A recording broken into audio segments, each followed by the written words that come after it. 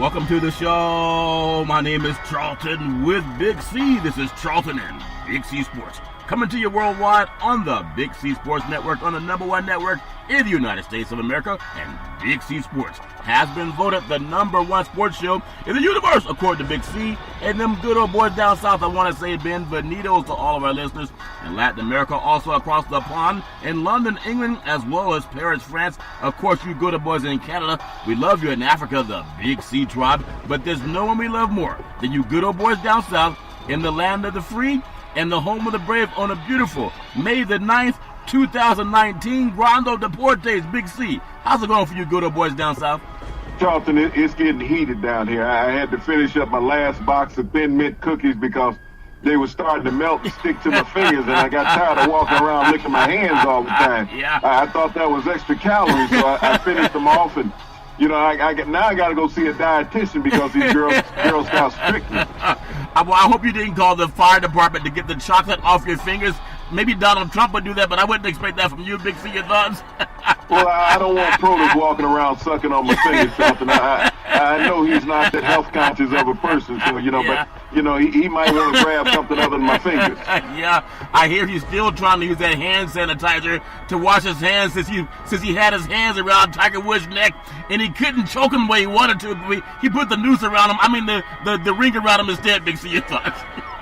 Well, he hung Tiger out to dry. He didn't give Tiger a way out. No. Let me throw you a presidential medal of freedom and stuff. Yeah. Even though he was already free and wasn't doing anything. I mean, the police had released Tiger Woods a long time ago. Yeah, he wanted to be mentioned in the same line as Abraham Lincoln because he freed slaves. He thought he'd at least free Tiger. Your thoughts, Big C?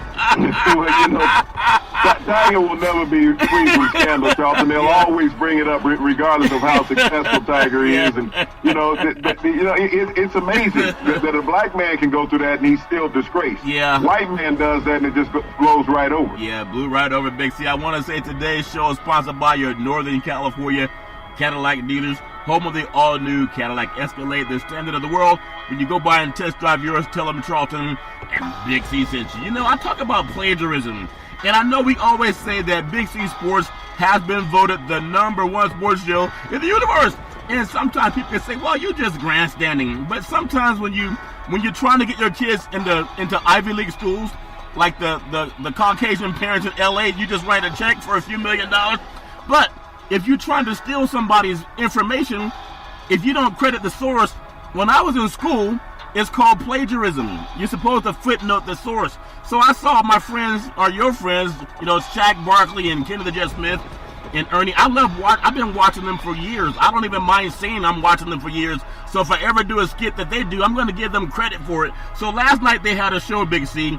They were doing Cut Me Big from Rocky, how we've been doing Rocky, talking about Philadelphia, but they were using it from Milwaukee. And last night, you know how we say Big C Sports is the voted the #1 sports show in the universe. Grando Deportes. We have the Earth as our logo. Now we don't own the Earth. Only POTUS owns the Earth based on him, Big C. But they did do a skit where they were on the moon. They were in outer space, and they had them in a spaceship, and they had the Earth, which is our logo in the backdrop. No sports show has done that. I just want to get your thoughts. Is that plagiarism, or is that just borrowing your friend's equipment? Your thoughts, Big C? Well, it's like going over borrowing the lawnmower, and I'm going to bring it back eventually when it stops working. Yeah. I mean, we get so much of this, Charlton, in what we do in this industry. We constantly advertise it. When we do something on our show, you're going to get it within 24 to 48 hours on other networks. Yeah. And I praise all the other networks for having a great research staff. Yeah. That research staff is paying attention to what we're doing, that we're doing something right. Yeah. And I'm thankful for it, even though we don't get the credit on air when they're doing it on television. Yeah. But at least they're listening to us. They know that we're here, that we're in existence, that our followers are just like them. Yeah. They pay attention to what we're doing. That's not novelist, Charlton. Yeah. It's knowledgeable. Yeah, and Charles Barkley was saying that the steam from Rocky, throw the towel, and we say, cut me big. Same thing from Adrian. But I love it all. It's all fair in love and war, and I just want to say congratulations to everybody that's stealing something. They say if you come to America too long, you start acting like mainstream. I wouldn't expect black men to steal from other black men, or am I naive? Your thoughts? Well, Charlton, you got to get it from wherever you can, and whatever's closest to you is the easiest to reach out and grab. You know, it's like walking through a field and you see some grapes hanging. Somebody. I mean, they're close. You get them. Why go to the grocery store? Yeah, it kind of scares me when you say reach out and grab, because when you talk about POTUS and Tiger Woods. And one more thing on Tiger Woods, and I really wonder Tiger Woods is a great golfer. It doesn't mean he's great at anything else. And I don't know the man. I just wish him well. But I do know he's black, or a combination, however he coins it, Big C. But when you have a man, seriously, and I want to bring it up one more time, because there's some things we're going to talk about that have happened, as you talked about in Colorado, and why we never call anybody out. And POTUS is still out there talking about you can shoot people if they have a certain skin complexion without saying it. But again, Tiger said nothing to him about could you be a reason for a solution, like Billy Graham and Dr. Martin Luther King talked about being a solution. You had a black man and a white man. We know racism is America's biggest sin. And Tiger Woods was praised by every black man on the golf course, not for being socially conscious. He said nothing. He just smiled, Big C, like he was in Django. Big C, your thoughts? Well, Charlton, he was between a rock and a hard place. Tiger had no way out in this situation. Yeah. Just like an old Kevin Costner movie that happened back in the 80s. This was a situation where he was invited in. It was publicized before he showed up. Yeah. So all you could do is basically go there and grandstand and smile and accept this award and walk away gracefully. Yeah. There was nothing that Tiger could have said that would have made any change in how our societal winds are going. Yeah. You think about after the president goes out and celebrates giving Tiger Woods the Medal of Freedom, he goes down to Florida and holds a rally, Charlton.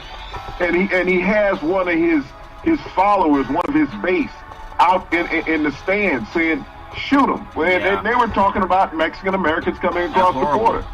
And the president didn't say anything negative about that, Charlton. No. He laughed at it. And he said, well, you can shoot them out in the Rio Grande Valley and no one will care. Yeah. You think about the president of our country, of this great nation, the United States, advocating murder of people. Yeah. Advocating the murder of immigrants. People. Of anybody. Yeah. That, you think about President Obama, if he'd have made that statement. My goodness. Going on and shoot the white people who have come into this country and overstayed their visa. Yeah. It's okay to shoot them. President Trump last night advocated the murder of human beings last night on American soil, Charlton. It was horrible. He did that. I never thought I would hear such an egregious statement coming from a man in leadership. No. But our president advocated that. And as we look at all these horrific school shootings that have been going on, there's been 13 school shootings in 18 weeks this year, Charlton. Yeah. 13 school shootings in 18 weeks.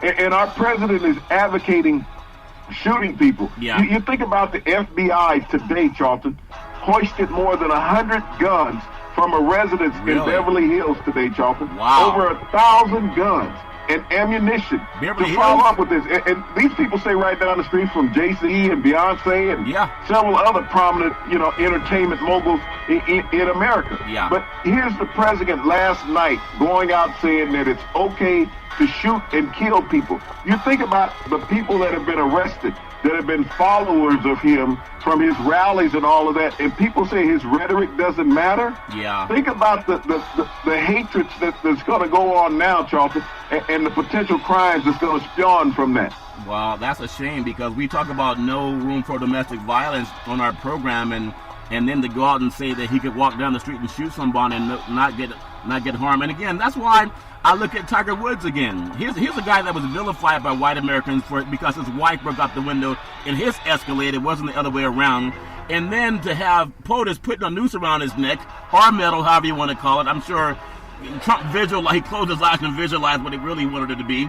But he did do something to Tiger Woods that's happened to a lot of unconscious African-American men in this country. And I'm not even being flippant, because there were some stories that back in the day when slaves were learning how to read, slave masters would cut out their tongue so they couldn't talk, especially among themselves. But the same things happen today. All you do is give someone a few $100 million, or sometimes a few thousand, and they'll shut up, because at that time he could have been like Dr. King, he could have been like Billy Graham, and there's precedents that would have been a good thing. But that's all fair in love and war.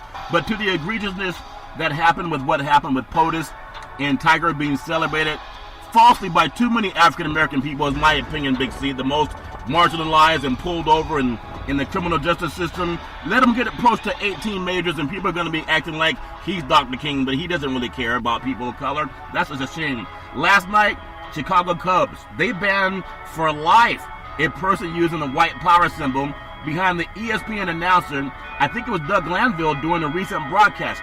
So how does the Cubs, Chicago Cubs, city of Chicago, have more social consciousness than POTUS and Tiger? Your thoughts? Well, Charlton, I mean, where we've gone social consciousness in sports, you know, we've seen a lot of the vitriol that has come from fans in arenas attacking players over the years. And it's getting to the point where these fans, not only did you flash the racial epithet, but you said it also in the backdrop of an announcer doing his job during a game. Yeah. And you know, you think about, as a broadcaster, you want to be somewhat protected. And they're sending broadcasters now into the fans' havens right at the edge of the seats. Yeah. And Glanville's there just doing his job. Yeah. And this fan is caught on camera doing what he does. Yeah. And so I appreciate and applaud the Cubs organization for doing this, because you have to draw a line with the fans on how they treat the players and how they treat the broadcasters. Yeah. When you're out there doing your job and you're unprotected, and these fans have had the right to do anything else. I know a lot of times, Charlton, you talk about there's no room for domestic violence in sports. That's right. But you think about, only in sports when domestic violence occurs, you lose your livelihood. Yeah. No place else in America do you lose your livelihood. In corporate America, if domestic violence occurs, you don't lose your livelihood. No. Only in professional sports that you lose your livelihood. I mean, they're human beings also. There are acts that occur that I don't know if they're all intentional when they do occur. But the minute that it does arise, Charlton, I mean, and the Cubs just had a shortstop reinstated after 40 games suspension for alleged domestic violence. Yeah. So as we look at that and approach that, and I know no American wants to see domestic violence, but ask yourself, are athletes treated differently when it comes to that in the workplace, that your livelihood is gone because you can't work? Yeah. Ask it yourself, is that fair to put that with any other line of work in American society? I'm not condoning domestic violence in any way, but I'm saying that the leagues at times go over the top as far as their punishment of players and the amount of money that they cost them, and it's not always proven that the domestic violence is there. Yep. Once that allegation comes out, your job is put on hold as well as your income. Well, think about this. Look at what the Cubs did as an organization, because they want to cut down on xenophobia and racial enmity. Contrast that to the San Francisco 49ers that hired a guy who had the same type of vitriol on his Twitter page and his friends in Nick Bosa. So how are the Cubs and the 49ers different? One is socially conscious. They're the Midwest, Windy City. A lot of people of color in Chicago. Out here in San Francisco, Bay Area, there are also a lot of people of color out here, very diverse communities, the Bay Area. But one organization cares on ending enmity and xenophobia, and that would be the Chicago Cubs. The one that doesn't care would be the 49ers. But even with that said, I just got to say this, because as a person of color, if we don't advocate for liberty and justice for all, then nobody else would. Tiger Woods is the same guy that took the Presidential Medal of Freedom from a man who talked about shooting people if they cross in the Rio Grande. And Tiger Woods, you get the medal from that guy? Does that make any sense? Well, Charlton, think about this. Joey Cora, the manager of the Boston Celtics, is not the Boston Celtics, but the Boston Red Sox. Yeah. Is refusing to go to the White House. You know, the team's been invited after winning the World Series. This was last October. Yeah. So, you know, last year. Yeah. And now the president is trying to get the team to show up. Joey Cora is from Puerto Rico. The president has ravished Puerto Rico with his vitriol. He's done nothing to support those citizens of the United States. It's not a third world country. It is a part of the United States. They pay taxes and all those things. Yep. Yet the president does not want to do anything as far as the rebuilding of Puerto Rico. Yeah. And I don't blame Joey Cora, because he's a Puerto Rican. And the president said, well, you should be honored to come to the White House. No, you should be honored to repair Puerto Rico. Yeah. To put some of that money. You're talking about building a wall And yet you have American citizens that are still without roofs and electricity in their house in Puerto Rico, and you don't care about it over a year later, Charlton. Yeah. As a president, you're spewing about shooting people, in the Rio Grande Valley down in Texas. Yeah. This is what the president is talking about. So how, as a conscious individual, can you go and say, hey, I'm supporting this man for saying these things? Because the people that he's talking about shooting speak the same language that Joey Cora speaks. Yeah. That's what he's talking about. So you can't be comfortable in that environment. But, when we talk about athletes and when they're accused of any type of inappropriate misconduct towards somebody else, think about Robert Kraft. The NFL has not stripped him from his ability to earn money with the New England Patriots. No. They have not even banned him from the New England Patriots, although Kareem Hunt has been banned from the Kansas City Chiefs. Yeah. Robert Kraft has not been banned from the New England Patriots. No. He was arrested. Kareem Hunt was not arrested. Yeah. So as we look at the social injustice and miscarriage of justice that goes towards the white and blacks in sports, that's a perfect example. And people say, well, he didn't do anything wrong. Okay, he's facilitating human trafficking. That's what Robert Kraft did, facilitated human trafficking down in Jupiter, Florida, more than one time. He was a conscientious individual who engaged in those acts unsolicited, on his own, not forced into it.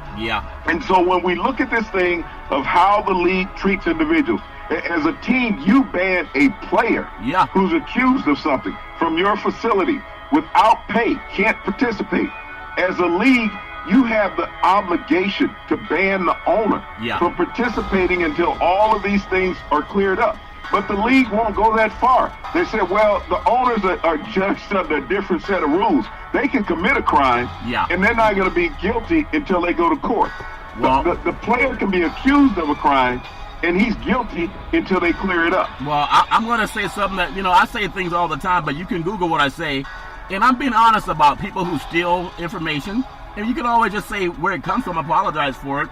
But even on the TNT program last night, when they did the skit about being out in space and they were doing, throwing the towel, Charles Barkley said something that's so stupid as a man of color. I think he went down to Georgia to help end this voter obstruction. So people say we only talk about mainstream. No, you can Google what we're saying. You can Google us too.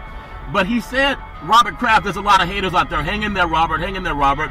The man was accused of a heinous crime, and there are women who are entrapped. And Barkley didn't come out and show a consciousness. Barkley has a mother. I mean, as a person of color, you can't talk about any racism, and then you say it's okay for a guy who's charged with sexual offense, and makes, hey, hang in there, there's a lot of haters out there. That's dumb, Big C, no matter what color it is. Your thoughts? Well, Charlton, we look at all the black athletes that have been accused of everything, whether it's basketball, baseball, football. And I don't recall at any point Charles Barkley coming out telling the guys to hang in there, don't worry about it, that there's haters out there against you. That's egregious. Robert Kraft is a very wealthy individual. He's fighting the system in every way that he can. Yeah. He's trying to get evidence suppressed. The evidence is the reason why they take you to trial. Yep. And you're asking to take the evidence out of the trial and just have you in there as an individual. Yeah. What black athlete gets to go to court and say, okay, we want to sequester the evidence, and it's just me and you. Yep. That's it. One-on-one, just like in a sporting event. Black athletes don't have that ability, Charlton. No. Regardless of the amount of money that they make, they can't walk into a court and say, okay, the evidence is not going to be presented. We're going to just have you look at the guy with his jersey on. Yeah. That's it. He's not even going to wear a suit in here. He's going to wear his jersey. Yeah. We want you to judge the guy that you're seeing play versus the crime that's alleged to be committed. Yeah. And that's what Robert Kraft is saying. And I'm appalled at Charles for saying that. Yeah. I respect Charles as a broadcaster, as a person, but to make that type of statement, and with all the black men, Charlton, that have been prosecuted in this country, and black athletes that have lost their jobs because of these things, Charlton, because of allegations that have gone unfounded, but they've been labeled because of that. You get labeled because of that paradigm that you were accused, and that's the last thing that people will remember about you, that you were accused of doing something. Not that you were guilty, but you were accused. Yeah, maybe that was a slip of the tongue, but it was very dumb, very ignorant. Big C, when you look at all the contracts that have been handed out to new NBA head coaches, and none of them have a championship pedigree, yet the Lakers, again, lowball Tyronn Lue. What were they trying? You know how sometimes you can throw a pass and you throw it, head high, chest high. sometimes you throw it over the head. They tried to roll it on the ground, and they thought that it was so low that he wouldn't notice how low it was. Most coaches are offered 5 years, not 3. Big C, your thoughts? Well, Charlton, it was an egregious act by Lakers management. And who the hell is running the Lakers anyway? I love everybody in the media talking about how LeBron has destroyed the Lakers. You realize the Lakers have not made the playoffs in 6 consecutive seasons, Charlton? Yeah. And in those 6 consecutive seasons, LeBron this last season was the best record that they've had in the last 6, with LeBron being there. LeBron was there. You know, and so when people say that LeBron has been a cancer to the Lakers, you know, everybody wants to shoot off their mouth and say, hey, I told you so. Right. LeBron has been a winner wherever he's gone. If you don't have enough, I mean, we just saw the Kentucky Derby. Yeah. If the horse doesn't have enough to get to the finish line, Charlton, he's not going to win. Right. And so I believe there were 16 horses that finished after 3rd place, okay? Yeah. They didn't win, place, or show. Yeah. So as we look at that's the same thing with the Lakers. Who's running this organization? You got Jeannie Buss, listen to Kurt Rambis' wife, who was a failure when he was a coach of the Lakers. Yeah. Okay? You got one woman listening to another woman telling you how grown men should act playing basketball. And so that's why the organization's been a failure over time. Rob Pelinka doesn't have a clue of what's going on as far as securing player talent. And so, I mean, Tyronn Lue, there's no other coach out there on the market that has Tyronn Lue's pedigree. No. He could turn down the offer from the Lakers because he's still getting paid for the next 2 years from the Cavaliers. Yeah. So he's not desperate for cash, Charlton. He can sit back and buy him time. But, that statement comes out. Well, he's uppity and cocky because he's going to turn down the Lakers. Because How dare this black guy turn down the offer of the Lakers and they offer him very little money? This is the same thing that happened last year to Chauncey Billups. Yeah. When the Cleveland Cavaliers came calling saying, we'd like for you to be the GM, but we're going to offer you less than half of what the white GMs around the league are making. Yeah. And they think he doesn't read, but all they got to do is say, you know what, we made a mistake. We meant to offer you 5 years, not 3. That's not egregious to say that. It's intelligent. Don't you think, Mixie, your thoughts? Well, Charlton, you think about the city of Los Angeles went out and hired a basketball coach today. Derek Fisher got hired by the Los Angeles Sparks. At least they knew how to offer a decent contract. Okay? The ladies basketball team in L.A. knew how to bring in a former Laker that knew how to win and put him in a leadership role. Where the Lakers, who's playing in the same arena, Charlton, can't get it together because the women that are running that organization don't have a clue to what the needs are of the organization or how the NBA should be structured. I mean, when you've had 6 consecutive losing seasons as management, maybe you need to bring somebody else in that knows what they're doing. Maybe she's talking with Mark Davis a lot. Maybe they have connection to Oakland. I know with the AAU basketball, sometimes with the teenage boys, you got to tell them to take a shower. Because when they don't take a shower, you get used to that smell, and they don't notice they smell, Big C. But people on the outside, that you say LA needs to take a shower. Your thoughts, Big C? Well, they need to clean up their act. I mean, maybe with this gun raid that they had down there in L.A. today, Charlton, maybe the FBI clean shop and they'll have a clean chain of thought down there from now on. Yeah, they need to have a clean something. You know, I want to just go across to the East Coast because we were talking about yesterday when we talked about the New York Knicks winning their first ever NBA title. It was 1969. What a tumultuous year. A lot of things were going on socially in the country in 1969 that have been made better now because smart people started talking, not because they were told to shut up and dribble. But you believe that Knicks team also had 11 NBA Basketball Hall of Famers. Big C, your thoughts? Well, not the Knicks team. That game, Charlton, represented 11 NBA Hall of Famers. Yeah. There were 5 from the Lakers and 6 from the Knicks. So when you think about the talent that was involved in that game, you had Wilt Chamberlain, you had Gail Goodrich, you had Jerry West, you had Elgin Baylor, you had Pat Riley. 5 Hall of Famers are on the Los Angeles Lakers roster at that time, Jonathan. Yeah. On the flip side, if you look at the New York Knicks, you had Clyde Frazier, Willis Reed, Dave DeBusschere, Bill Bradley, Phil Jackson, and Red Holzman, the head coach. 11 NBA Hall of Famers participated in the 1969 NBA championship game that was won at Madison Square Garden by the then famous New York Knicks. Yeah, and that's a state of mind. They would love to get back to that again when you have the East Coast versus West Coast. And if they could ever get it in New York again, I know that would be great for the whole state of New York and NBA basketball all in all. But there's a lot of history in Madison Square Garden. It just seems like it's been long gone. And we know that they pine for that to come back, and hopefully, Big C, someday they will get that back. But whether it's next season or the next 2 or 3 years, I know what happened in Golden State last night might have some people pump their brakes on all that talk. I do want to say we're going to come up on what's called a Big C pause. We'll take a Big C pause, and we will be back in just a moment. All right, Big C, we are back from the Big C pause. And I love this time of year. If you don't like NBA basketball, it's probably because you don't watch it enough. The remaining 3 semifinal NBA series, they're all 3-2. Now, we know the NBA loves a 7-game series. It makes sense. It makes sense because you make more money. And when you make more money, you tend to get more people paying attention to your program because you can have more bells and whistles and all the things that they've done to make the game so great from when the Knicks were back in the championship game back in '69. I want to get your feeling on all the things that are happening in the world of sports. But last night in Oakland, California, the Oakland A's were playing right across the parking lot from the Golden State Warriors. Nobody really knew. Maybe 10,000 showed up. But Kevin Durant, being out the next 2 games in the Golden State-Houston Rockets series, that's going to show you what kind of coaching we have on the sideline with Coach Kerr. Remember, they say he's the best coach in the universe. If you're the best coach, you can make moves.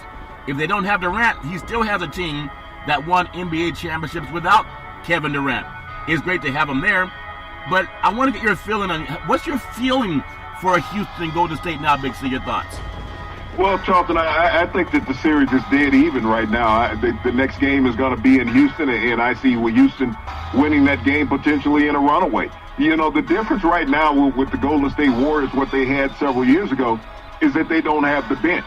You could go back and think about the role players that they had coming off the bench. The Warriors could bring in 4 players off the bench that they could intertwine in their offense and defense and never miss a beat. Yeah. They don't have those players anymore. David West is not there. McGee is not there, Charlton.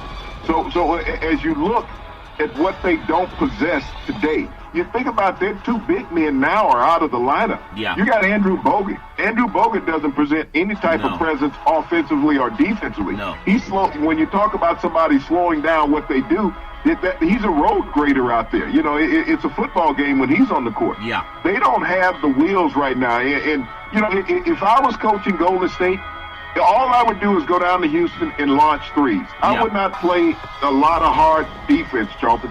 I would save my legs for Game 7 coming back to Oracle. If I could knock down enough threes to win, that's what I would do. But I wouldn't get into a physical battle with the Rockets in Game 6 because they're going to be at home. They're going to get some Texas cooking. Yep. And so you look back at Golden State, and people are saying, well, you know, they can go back to what they were when they won 73 games.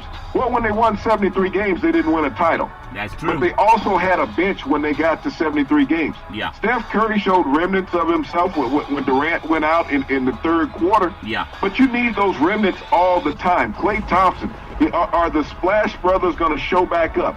Can they find a 3rd wheel, Charlton? That's what the Golden State Warriors need. They need to find somebody that can give them 20-plus points other than Thompson and Curry if they expect to win this series in the next 2 games. Yeah, and then when you think about what happened last night in Oakland, Big C, just some thoughts, because I know a lot of guys that play both sides of the fence, and there was a lot of talk going on, especially like the prop bet talks that we all hear about. How did Golden State beat Houston last night? I mean, really, how did they beat them? Steph Curry was having a horrible night. There was even a lot of cynical talk about him. I think he's a classy person. But, you know, it's happened before. But for him to miss, I think, 5 layups, and he couldn't shoot the 3, couldn't do anything. Turn over the ball. He knows he's going to bring the ball up the court, not looking back for the inbound pass. Just a horrible game. It's almost like he was trying to mess up. That's just some cynicism coming that I've heard out here on the West Coast, and everybody can be cynical. We know that. But you think about what happened last night. Curry had a bad game. He had a horrible game. Draymond Green fouled out in a knucklehead play made by Draymond Green to knee Chris Paul in the back of the head when you get in the turnover. That's dumb. It could have cost them. It could have cost them had really Thompson was stepping out of bounds with about 12 seconds left. And you notice how the NBA replay did not go back and see that? We saw it. Reggie Miller saw it, but no one called for it. That was egregious. And then Durant missed the last he left that halfway through the third quarter. So they really didn't have him in the second half. And Houston still couldn't win. Your thoughts? Well, Charlton, it was just one of those games that you're pushing the envelope to get it back to Houston. You know, in every way, James Harden was non-existent in this game.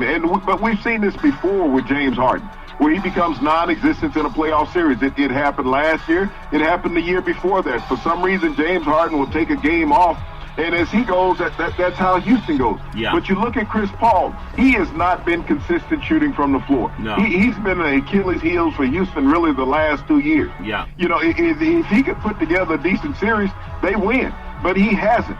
So, I mean, both of these guards, you have an off night on the same night where you're primed to take the home court advantage back away from the Warriors with the injuries that they had to Durant. Yeah. And you couldn't get anything out of the backcourt from Houston. I mean, they've been saved by their bench throughout this playoff series. Yeah. Their bench is what has carried them. But when you got your backcourt and they can't hit a shot in the fourth quarter, you're not going to win. Yeah, I know Steve Kerr used some choice words last night. He apologized to his mother, very classy.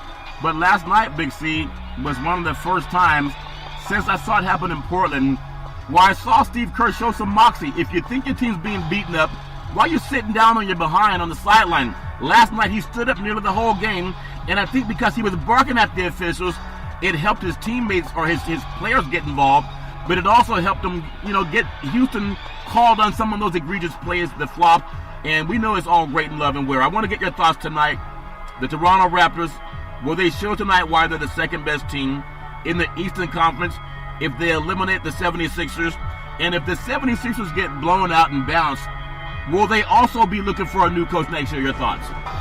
Charlton, there's no reason to get rid of Brett Brown if the 76ers lose tonight. I mean, you can't always control the health issues of players, and we've seen that time and time again in all professional sports. The Toronto Raptors are just a better team. As much as people want to see the Philadelphia 76ers advance because the process, just watch the process. Watch the process. Toronto didn't finish second in the East for no reason. They have a solid organization and a solid team, and they're led by a perennial all-star in Kawhi Leonard. Yeah. I mean, you think about what they've done with Kyle Lowry, Siakam. They've had a tremendous balance in this team. They've played great offense and great defense. Yep. Philadelphia has become a one-dimensional team. That's Joel Embiid. As he goes, the team goes. Yeah. And if you look at his lack of productivity in the past couple of games with this upper respiratory illness that he's had, and I don't know if anybody's ever played sports or not played sports and couldn't breathe. That's a problem. It's difficult, when you can't get enough oxygen in, especially when you're 7 feet tall, 290 pounds, trying to run up and down the floor. You got to take a stop every 20 feet to get an oxygen mask on. Yeah. But he's hurting, and so the media doesn't understand that. They're like, go out and play a professional event and have a cold and see how healthy you are. That's basically what it is when you have an upper respiratory ailment. Yeah. But this is a team that they've met their match in Toronto. Yeah. Toronto, you think about they are a team that's been on the cusp the last 3 years. Yep. Right now, they're the second best team in the NBA behind the Milwaukee Bucks. Well, we'll see what happens on the floor, but I know they're a very dominant team up in Portland. Portland, they had that triple overtime game at home in the Moda Center. No one thinks you would lose at home, especially when you go in triple overtime, just because you should have fresher legs. But this team in Denver, they seem pretty destined to at least want to force it back to, they want to force the way into the NBA Western Conference Finals. I know Portland, this is where you burn your ships, you plant your flags, and you give it everything you have, crowd and all. But do you think they can overcome that big iceberg in the middle named the Joker? Big C, your thoughts? No, Nikola Jokic, that front court in Denver has been playing outstanding basketball. Millsap has, stepped his career back 10 years the way he's been playing with Jokic. And Jokic is a leader. I mean, he leads by example. This is a guy who doesn't show any emotion on his face.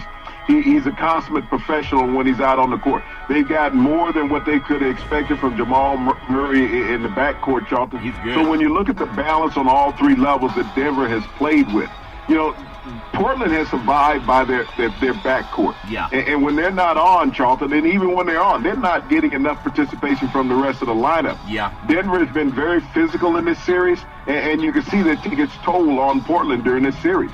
I'm telling you, wouldn't the NBA love to see a big white guy in the Western Conference Finals? And just for numbers' sake, they can build the league around him and make him the next Larry Bird. They may be slow to seeing that because they wanted it to be somebody else. But I think this kid, if you're looking, and we know race matters in the United States of America. Don't act like it doesn't. If they're looking for someone they can say this is the next Larry Bird, I think they got to put their attention on Jokic because he has the same kind of game that Bird had, Big C. Just didn't have the college championship matchup with Magic Johnson to deal with that black versus white, East Coast, West Coast thing. Give me your feeling, thinking about East Coast. Who's the real blame for one of the greatest organizations in the NBA universe in the Boston Celtics, more NBA championships than any other organization? But they had a meltdown last night. That leprechaun was missing. He went missing, Big C. And with that meltdown, is it to put the blame on Stevens? I don't think Stevens took a shot. And I saw the whole game. He had no layups, no steals, no blocks. He wasn't on the court. Your thoughts? Well, Charlton, I'm putting the blame all on the management of the Boston Celtics, Danny Ainge and Bradley Stevens. Well, when you look at this year's version of the Boston Celtics versus last year's version, this year's version of the Boston Celtics won 5 playoff games. Yeah. Last year's version of the Boston Celtics won 11 playoff games, Charlton. Yeah. But that last year's version didn't have Gordon Hayward or Kyrie Irving in the lineup during the playoffs. You stunted the growth of the young players that you had developed last year to get you to the Eastern Conference Final. Yeah. One game away from the NBA Finals, Charlton. So I look at management because management was hard-pressed to play these players because of these huge contracts that they have. They weren't willing to let these players take a lesser role, Charlton. Yeah. So they forced the young players to regress in their development. And you see where that got them. So I look at the coach because he was the one setting the lineup every night. Yeah. Bradley Stevens was the one setting the lineup, not Kyrie Irving, not Gordon Hayward. But he had the blessing of a Danny Ainge, regardless of the heart attack. Yeah. This was already put in motion prior to the heart attack. And this wasn't his first. This is the second slight heart attack that he's had. So we can't say that their thoughts were on Danny Ainge because they've been there before with him. Yeah. I got to look directly at Bradley Stevens. When you take something that's working well and you said, no, I want to change this up. I want to put my spin on it because I'm not happy with the success that we had last year, winning 11 playoff games, missing the finals by 1. Yeah. So I'm going to change things up and win less than half those games this year. Yeah, and I know prop betting aside, a lot of money is out there in different players and different teams, and sometimes you can make a lot of money if you have the underground connection. I don't know what's going on in Boston. I think it's unfair, and I go back to what some of the older African American athletes have said about being in the city of Boston. And people know it's true. They just don't want to talk about it. But Kyrie's being thrown under the bus more than Hayward, who also hasn't shown up. And I know they aim the target, the crosshairs at him, and maybe he feels that frustration and that enmity that guys like Bosa can get away with. It's just my opinion. But I want to ask you something, and this is, you got to be able to deal with the consequences. Kristen Dawkins and Merle Cole convicted for their roles in bribing coaches to influence their players. But no big-name coaches were convicted. Now, these two guys are African American. They have the same complexion that Trump talked about wanting to send to the death penalty, the Central Park 5. Tiger Woods hadn't read that story yet. But I know it's a league run by white men. We know that, from ownership to management. So why is it when guys get arrested, are them the crosshairs or media to do, jail time, the black men are the ones they pull to the front of that line, they put them in that line, Big C? Does that make any sense? Your thoughts, Big C? Well, Charlton, I compare that to the coaches that got suspended in this. You look at Will Wade from LSU, look at Sean Miller at Arizona, Bill Self at Kansas. These coaches were suspended for taking these bribes from these individuals. Yeah. And these coaches got autonomy. These coaches are all white. Yeah. These other individuals are African American. Yeah. They send African Americans to jail for giving you some money. Now think about this with the cheating scandal with the rich white parents. They were paying to get their kids into school. Yeah. None of those would do jail time. And there was all an FBI case there. So when you look at the double standard of how the criminal justice system works, you're going to imprison 2 black men for giving millionaire coaches money to persuade players to sign with an agent. These white parents who paid hundreds of thousands of dollars and even some millions to get their kids into schools that didn't qualify. Wow. Okay? Did not qualify. None of them will do prison time. Nope. But you put 2 black men in prison for doing what these white parents have done to get their kids, cheating them for decades, getting them into universities. They go to prison. These coaches that took the money are not going to go to prison. They're not even losing their jobs. No, not even losing their job. They keep their job. They keep their multi-million-dollar job. So you sacrifice 2 black men who are facilitating money. There were go-betweens. The money didn't come out of their pocket. No. They were just the go-betweens. But everybody that's white scaves out of this scot-free. Yeah. So when Tiger Woods stands there and gets the Presidential Medal of Freedom, and I wonder if he knew of that story, because as one of the most dominant, well-known actors, I said actors 3 times, but one of the best sports-known, well-known personalities in the universe. I know he's not Muhammad Ali. I'm not even expecting him to be that. I'm not even expecting him to be Colin Kaepernick. But what if it were not for the Big C Sports Show? I'm not even bragging about this, but it's a sad dog that won't wag its own tail. If it were not for the Big C Sports Show, there are no other black brethren that are going to tell you this egregiousness that goes on. And again, no one's perfect. And I know sometimes people do things and we do things that may be stupid also, so we apologize. But when Charles Barkley's saying, hey, Bob Kraft, hang in there, and Kim the Jet Smith has a daughter, Shaquille O'Neal has a daughter, I don't know if Barkley does, but if their daughters are ever assaulted by some man, like those girls down in Florida were with Kraft and his gang, they wouldn't be telling the guy that did it, hey, hang in there. There's a lot of haters out there. As a father, I'm just ashamed. But Big C, but that's why God created Big C Sports. Give me your feeling on what can be done so that these coaches can also be held accountable for their go-between guys that are incarcerated. Your thoughts? Well, Charlton, these coaches won't be held accountable. We think about Will Wade was suspended in this year's tournament for LSU, but he was reinstated by the administration at the university. Sean Miller was suspended last year, Charlton, from the NCAA tournament. You know, and even the talk has come out that he was paying $8,000 and $10,000 a month while at Arizona. Yeah. And he's been reinstated at Arizona, as well as Bill Self. Yeah. The player that was alleged getting the money in Kansas was suspended from the university. Wow. Bill Self was reinstated back into the university. So that there's no balancing act when it comes to that. No. When these universities look at it, they say, okay, the white coach will get us the black recruits. Yeah. We got to keep him around because he's going to win. And by him winning with the black recruits, that means money and prestige for the university. Yeah. Revenue is what they're looking at. Yeah. They're not concerned about the black athlete. And so even these alleged men that were passing the money to the coaches, they were black. They were not affiliated with the universities. No. So let's convict them. Let's say, okay, we've stemmed the tide on the illegal money that has gone into collegiate athletics. Everybody knows that money's been going on in collegiate athletics. It's been there in the 60s, 70s, especially in the 70s once segregation started. Oh, yeah. You know, desegregation started. You had to start paying to get the elite black athletes into your schools. Yeah. That was the only way they were going to. They didn't want to just go there because you had a school. They were being successful going to the historical black colleges, Charlton. Yeah. But to get the better ones, you had to start paying. And so the money was going. When I was in college in 70, the monies was flowing. Yeah. You know, they how much you need. That's what it came down to. Yeah.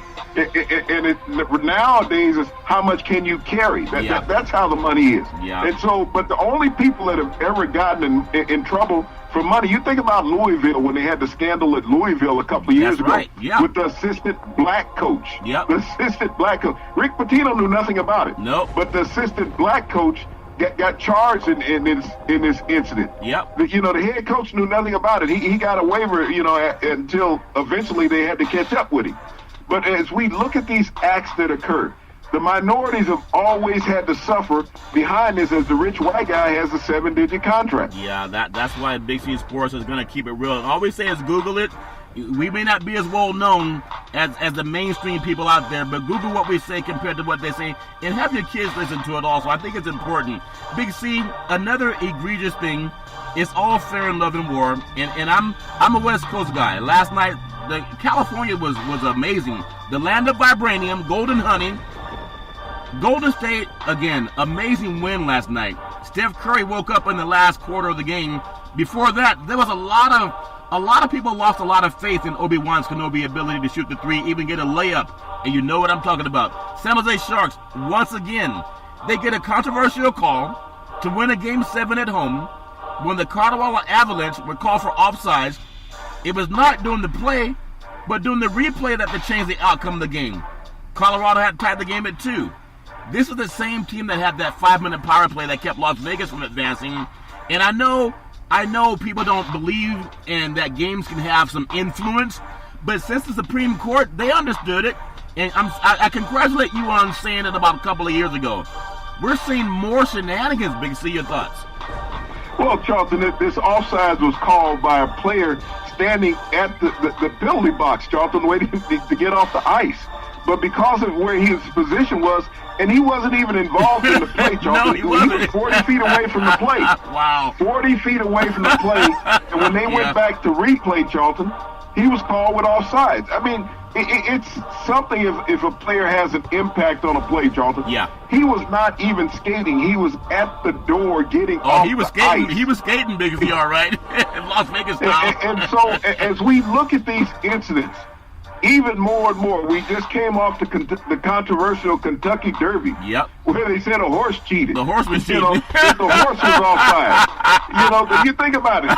In a matter of a week, less than a week, we've had an offsides by a horse, and we've had an offsides by a hockey player. Yep. One on a slippery track, and the other one on a slippery track. I think ice is slippery also. So when we think about this, wow. And I mean, at some point, as the fans have to witness this and live with this, and San Jose twice have dodged the proverbial bullet, Charlton, with controversial calls that have allowed them to advance to the next series. Now they're going to be in the conference final, Charlton. Because of this controversial call where the Avalanche had tied up the game, and that goal was disallowed because a player was 40 feet behind the play and called for offsides when he was leaving the ice, Charlton. Yeah, well, leaving the ice. Something about Silicon Valley. Silicon Valley, that San Jose area, there's more millionaires in that region of the country in a 50-mile radius than anywhere in the United States of America. People may not know that because they think San Francisco. And they believe in prop betting too. And as we talk about prop betting, you'll see more organizations talk about it. They'll even put it on TV. It might be after we talked about it, but they'll do it. And as you understand more of it, it's how you can make money when shenanigans happen. And I love the sports business. It's almost like, your neighbor comes over. Like, has Will Smith ever returned your dog, Big C? I know he dyed his hair and everything and took him to Hollywood. You ever get it back? We don't want to speak to him anymore, and I'm trying to figure out why. He's in Latin now. He's in Latin, so he can make the dog come back if he wants to. But I do believe that money can buy things, and we know that it does. That's why we have shopping malls. But and I'm not being flippant. The league has better put their hands around this, and they never will, because betting makes a lot of money. It makes more people pay attention. But it's a great when a guy not even in the game can determine what play is called. Big C, your thoughts? Well, Charlton, we've seen this more and more. And, why do we have replay? I mean, replay now has become the most controversial part of all sporting events that we witness these days. Yeah. You talked about the calls and the non-calls last night in the Golden State game. Yeah. We saw the egregiousness in San Jose when Colorado had tied up the game. Yep. We just saw the Kentucky Derby where they said the horse cheated against the other horses. Consciously. He was cognizant of what he was doing by blocking them out. I mean, we've seen it in football games, Charlton, baseball games. At what point will a sporting event truly be a sporting event again? Because I think we've lost that part of reality when it comes to sports. Because if it's not involving replay, then the game doesn't exist. We've lost the sensitivity of being able to witness something with our eyes and having it stand and mean something. Why do we have officials on the ice, on the mound behind the plate in baseball, on the sidelines in football? Why are we having officials on the court in basketball? when it's so easy to say, okay, we're going to review this after a timeout and change it from a 2-point shot to a 3-point shot or vice versa. We're going to change the outcome of the game. What's the line on the game? We're not going to throw a flag on this play. I think what sports is in right now is that critical mass when you look at it. Because of the influx of replay, so many camera angles, is that the games are no longer being pure games. The games are becoming electronic as we look at it. The human factor is being taken out of the games, and the fans are being robbed. There's a guy, the wealthiest man in the universe, Jeff Bezos. He's betting big on longevity technology. The Amazon owner, he's one of the elites putting money into DNA-based programming to figure out how they can design the human body. I think we're seeing that happen in the sports universe, where they're also designing how they can choose what team wins the game. Lord Stanley's Cup conference finals start tonight. The Boston Bruins versus the Hurricanes, Big C. You don't want to be in a hurricane, but they're a good team. The Hurricanes only the second wild card team to advance to the conference finals since the 2013-2014 season. Big C, your thoughts? Well, the Tampa Bay Lightning was the last team to accomplish that feat, Charlton. But, we haven't had the controversy in the Eastern Conference Finals that we've had in the Western Conference Finals, everything that San Jose has been involved in. And to have Boston still, active, Charlton, when we think about the number of championships that have come to that region, to still have a team in the running for the championship of that particular sport, the Stanley Cup. The Boston Bruins have been there before, Charlton. I give them an advantage over the Hurricanes in this series. And hockey's great. I think more people can tune into it now. And at least, unlike baseball, of course, baseball, when you have playoffs, of course, you're going to have full arenas. All the hockey arenas are full, and you would expect that for the playoffs, because congratulations to them good boys. I do want to swing the bat a little bit, Big C. The original golf clubs were wood. That's that amazing. Well, some guys, they swing a golf club like they're swinging a bat. And you think about one of the greatest Major League Baseball players in the universe, the great Albert Pujols, another milestone. He recorded his 2,000th RBI with a solo home run in the third inning versus the Detroit Tigers, joining only two other great Major League Baseball players in the history of the universe. Alex Rodriguez, 2,086, and none other than the great inimitable Hank Aaron, 2,297 RBIs. Big C, your thoughts? Charlton, when you think about all the great baseball players of all time, and you think about only 3 men have accomplished this feat. I mean, you talk about the immortal Hank Aaron, at one time baseball's home run king, and still in many books. Alex Rodriguez spent his career under controversy, but Charlton having the second most hits of all time runs, and so when you think about being in that club, Charlton, that only 3 men have been in, Willie Mays is not in there. Cal Ripken, who had the most consecutive game playing streak, Joe DiMaggio, all of these great players over time, Babe Ruth, Charlton, Stan Musial, these guys have not accomplished these feats. And one thing about this, Charlton, what's that? All 3 of those men are minorities when you look at it. The 3 greatest run producers in Major League Baseball history are minorities. And there was a time prior to 1942, Charlton, they could not play in the major leagues. So when you think about the accomplishments of the minorities in that great American pastime, where they sit in the record books of history, Charlton, it's indelible. I think it's a great. That's why I love sports. Whether it's sports, politics, information, news, you can get it all if you're smart. We encourage people to read, and quit telling people that they can't talk about politics on a sports show, because there are a lot of guys that are ignorant. They don't read at all. Now, we can all be ignorant. It just means lack of knowledge. So don't get offended if you feel it's you, whoever's listening. I just want to encourage kids to read, because, Big C, you drop that knowledge the way a lot of people don't know about, and I benefit from it also, and I really appreciate it very much. As we close out on today's Big C Sports, I do want to go where you probably go. What do they say? Where no man has ever gone before, and that's the great Star Trek. Leonard Nimoy, Will Shatner, them good boys. Gene Roddenberry produced that.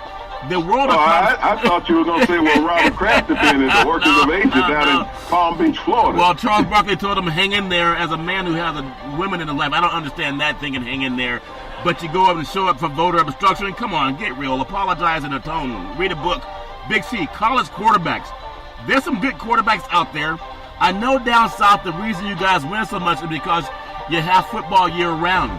But Clemson's Trevor Lawrence, and I just want to get your thoughts. You can even go back in the day and how they compare with other players. Clemson's Trevor Lawrence really showed how good he was last year when they beat Alabama. But there's also Tua out of Alabama itself. I mean, he's a great player as well. You have Sam Ehlinger, quarterback at Texas. I think he'll be a highly hyped quarterback, but he's not as good as that good boy Vince Young that won the national championship back in the day when they beat USC down in the Rose Bowl. Also another kid down in your neck of the woods, Jake Fromm out of Georgia. But I think the guy on the West Coast that maybe flies under the radar, if he can stay healthy, he has just as good a chance as being the number one pick in the NFL draft, and that's Justin Herbert out of Oregon for the Ducks. Big C, your thoughts? Well, Charlton, I really got to lean towards Jacob Fromm. When you think about this, he'll be a 3-year starter at Georgia. Yeah. And he took over for a guy, Jacob Eason, that he had transfer out to University of Washington. So he'll be competing against Justin Herbert for the top quarterback out there in the Pac-12 conference. Yeah. But the thing about college quarterback, Trevor Lawrence still has to spend 2 more years in college at Clemson. He can't come out after this year. He'll only be a true sophomore. Yeah. But you also got Jalen Hurts, who's going to be at Oklahoma, who's produced the last 2 Heisman Trophy winners and first overall number 1 picks in the NFL draft. The thing about college football, Charlton, is that there are always quarterbacks who spring up that no one knew about. Yeah. You think about the number 1 overall pick, Kyler Murray. He hadn't played, Charlton. He was a backup. You think about Dwayne Haskins, the 3rd quarterback taken in the draft. He had not played at Ohio State, Charlton. Every year, there are quarterbacks that come out of the woodworks because they've been sitting and learning on somebody's program. Yeah. So we can always go into the preseason with these favorites, and all these experts are basing it on what they saw last year. But when you think about it, when was the last time that these experts picked the Heisman Trophy candidate and he came out and won the Heisman Trophy, Charlton? Yeah, that's a really good thought right there. And give me your feeling again on, at one time, the hottest quarterback prospect that they talked about was Tua out of St. Louis High School in Honolulu, Hawaii, when he threw the touchdown pass to beat Georgia down in the Georgia Dome. I believe it was the Georgia Dome, or it could have been Mercedes-Benz Stadium, and they won the national championship. Even though he's good, he had that knee injury, and I know they talk about damaged goods for quarterbacks and also especially running backs. That knee injury doesn't seem to bother him, but there was a time when he had a hard time playing in his games, Big C. Would that hurt him at all? Your thoughts? Well, Charlton, you also got to look at the competition that he plays against. I think you said Alabama's playing New Mexico State this year. I can't remember the last time they had a defensive back or defensive lineman drafted in the first round. So, just overall, the competition that he's competing against. Tua, is an outstanding talent. But you also got to look at some of the games that he had that, they struggled in, and especially in the playoffs. Yeah. He played against an all-pro defense when he played Clemson. Yeah. What was his productivity? What was his productivity in the second half against Oklahoma? Yeah. They had one of the worst defenses in the country. So as the talent improves, your productivity is not always there. And like I said, it's early in the college football ledger. Yeah. There will be 5 quarterbacks that pop up on the radar, Charlton, that no one has talked about here in the preseason. It's just a matter of being in the right position at the right program. Look at Ian Book at Notre Dame. Look at what he did when he was healthy last year, Charlton. Yeah. He's going to be back. Stanford has a sophomore quarterback. USC has a sophomore quarterback. The University of Syracuse will have a new quarterback, Charlton. So many of the top flight programs. Look at the University of Houston. Dana Holgorsen is headed down to the University of Houston, Charlton. Yeah. They will have a lightning quick offense under Dana Holgorsen with the style of offense that he runs. Yeah. Van Gundy always at Oklahoma State. Look at Justin Fields, who transferred to Ohio State. Will he do the same thing that Dwayne Haskins did? Yeah. Peterson at Michigan.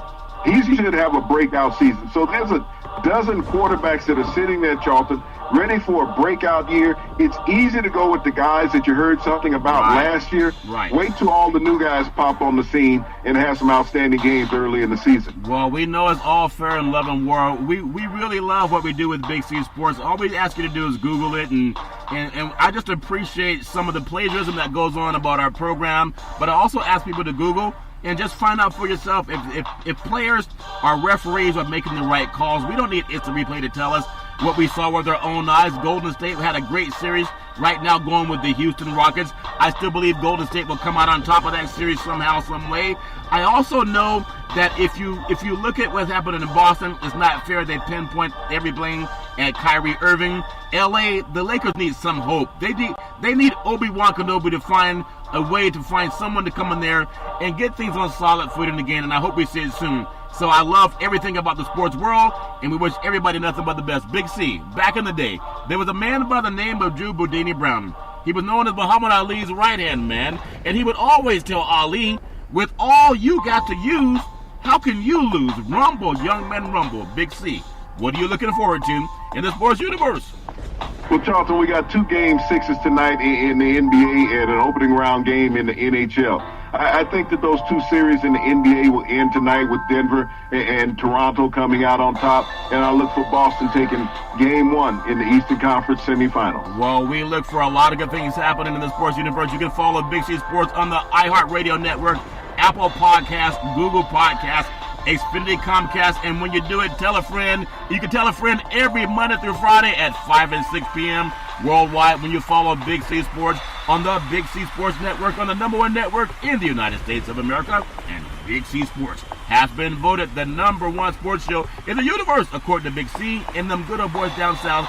As we always tell you, there's never, ever an excuse for domestic violence. If you know any man or woman going through that garbage, please call 911, because no man or woman should ever have to go through that garbage on their own. And as we always tell you on every Big C Sports show, we thank you, we appreciate you, and we hope that you have a super fantastic day.